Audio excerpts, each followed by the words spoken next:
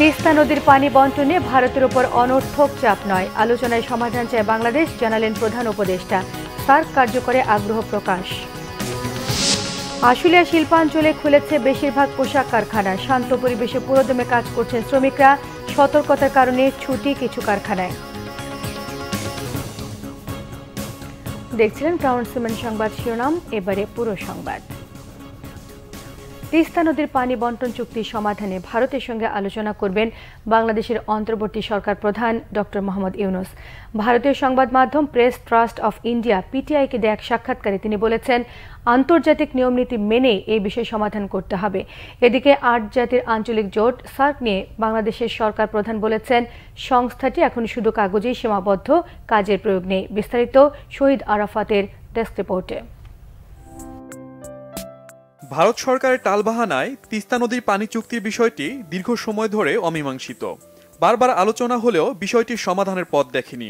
এবার বাংলাদেশের অন্তর্বর্তী সরকার প্রধান ডক্টর মোহাম্মদ ইউনূস তিস্তা নদীর পানি বণ্টন চুক্তির সমাধানে ভারত সরকারের সাথে আলোচনায় বসতে যাচ্ছেন।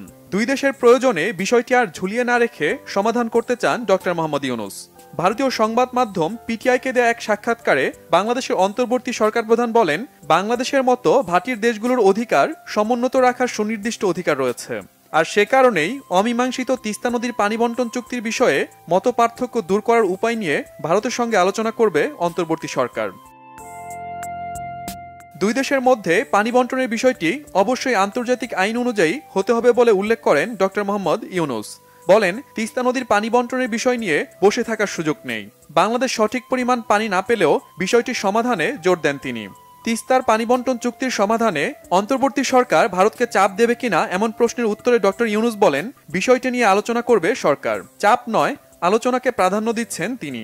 সমস্যা সমাধানে একসঙ্গে বসা জরুরি বলেও মনে করেন ডক্টর মোহাম্মদ ইউনূস। 2011 সালে পশ্চিমবঙ্গের মুখ্যমন্ত্রী মমতা বন্দ্যোপাধ্যায় ভেটো দিলে চুক্তিটি চূড়ান্ত সফলতার মুখ দেখেনি।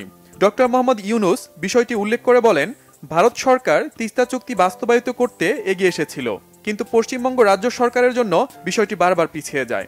এখন সময় এসেছে আন্তর্জাতিক নিয়ম নীতি মেনে এ বিষয়ে সমাধান করা।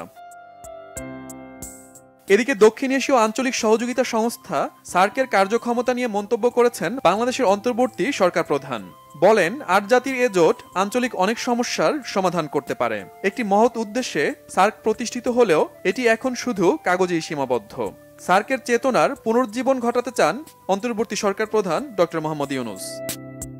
শহীদ Arafat, Bangla Vision news desk. কঠোর নিরাপত্তায় খুলেছে শিল্পাঞ্চল আশুলিয়ার প্রায় সকল গার্মেন্টস কারখানা। সকালে শান্তিপূর্ণভাবে কারখানায় প্রবেশ করেছেন শ্রমিকরা, তবে নিশ্চিন্তপুর এলাকার অনন্ত গার্মেন্টসে বিক্ষোভের কারণে ছুটি ঘোষণা করেছে মালিক পক্ষ। এছাড়া কাজে যোগ দেননি নাসা গার্মেন্টসের শ্রমিকরা। বন্ধ রয়েছে নিউ এজ এবং আল মুসলিম অ্যাপারেলস নামের আরও 2টি কারখানা। খুলে দেয়া কারখানাগুলোর কর্তৃপক্ষ জানান, তাদের শ্রমিকরা এখন পর্যন্ত শান্তিপূর্ণভাবে কাজ করে যাচ্ছেন। শিল্পাঞ্চলে মোতায়েন রয়েছে যৌথ বাহিনীর সদস্যরা। এর আগে শুক্রবার আশুলিয়ার তৈরি পোশাক কারখানায় চলমান অস্থিরতা নিয়ে বিজিএম এর কার্যালয়ে 2 দফায় শিল্প মালিক, স্থানীয় রাজনৈতিক নেতা, বিভিন্ন সংগঠনের শ্রমিক নেতা, আইন শৃঙ্খলা রক্ষাকারী বাহিনীর সদস্যদের সঙ্গে বৈঠক হয়েছে। বিজ্ঞাপন সহ নানা প্রচারে গাছকে ব্যবহার করা হচ্ছে ঠাকুরগাঁওয়ে। গাছে গাছে ঝুলছে বিলবোর্ড, সাইনবোর্ড, বড় বড় পেরেক ব্যবহার হয়েছে এই কাজে। এতে নগরী সৌন্দর্যহানির পাশাপাশি এরই মধ্যে মরে গেছে অনেক গাছ। এ বিষয়ে সবার সচেতনতা চান পরিবেশবিদরা। ঠাকুরগাঁও প্রতিনিধি খোদাবক্স ডাব্লু তথ্য ছবি নিয়ে থাকছে ডেস্ক রিপোর্ট।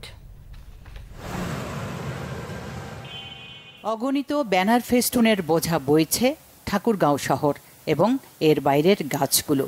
সড়ক মহাসড়কের পাশের গাছে গাছে পেরেক ঠুকে লাগানো হচ্ছে বিভিন্ন প্রতিষ্ঠান ও পণ্যের বিজ্ঞাপন। এতে ঝুঁকির মধ্যে পড়েছে গাছগুলো, মরেও গেছে অনেক গাছ। বহুত গাছ দেখতেছি আমি লিফলেট টাঙানো এবং পেরেক মারানো মরে যাচ্ছে। আমাদের যেমন সুইচ গাঁথা হয় আমরা কিন্তু বলতে পারি, কিন্তু গাছরা তো বলতে পারে না। সেজন্য আমাদেরই উচিত যে কর্তৃপক্ষকে বলার। নির্বিচারে গাছের এমন সর্বনাশ করছে কিছু অসচেতন মানুষ। এ বিষয়ে উদাসীন প্রশাসনও।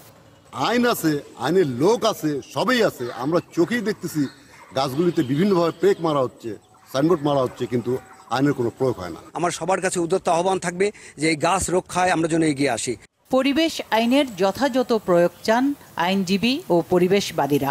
এই গাছে পেরেক মেরে গাছ নষ্ট করার জন্য একটি উপযুক্ত আইন আছে। গাছ ফুটো করে গাছ নষ্ট করলে সর্বোচ্চ 5 বছর এবং সর্বনিম্ন 6 মাস সাজা হতে পারে। পেরেক দিয়ে মারা দেয়, এই পেরেকগুলো আর তুলানো হয় না, হয়তো ওইটা নষ্ট হয়ে যায়, পেরেক গাছের থেকে যায়। আর কিছু পেরেকের এই তলা থেকে গাছগুলোর পানি যায়, কিন্তু এই পানিটা যখন ভিতরে চলে যায় এটা আসলে পচন ধরে এই গাছগুলো অনেক সময় মরে যায়। বিজ্ঞাপনদাতা প্রতিষ্ঠানের কেউ কেউ এ নিয়ে দুঃখ প্রকাশ করেছেন, দায় চাপিয়েছেন শ্রমিকদের উপর।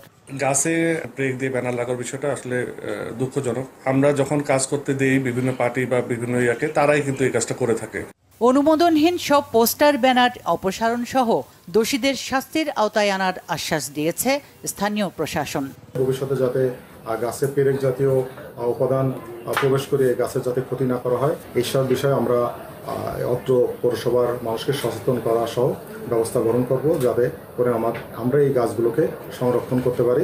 গাছে পেরেক ঠোকা ও বিজ্ঞাপন টাঙানো বন্ধের দাবি সচেতনদের। Bangla Vision news desk.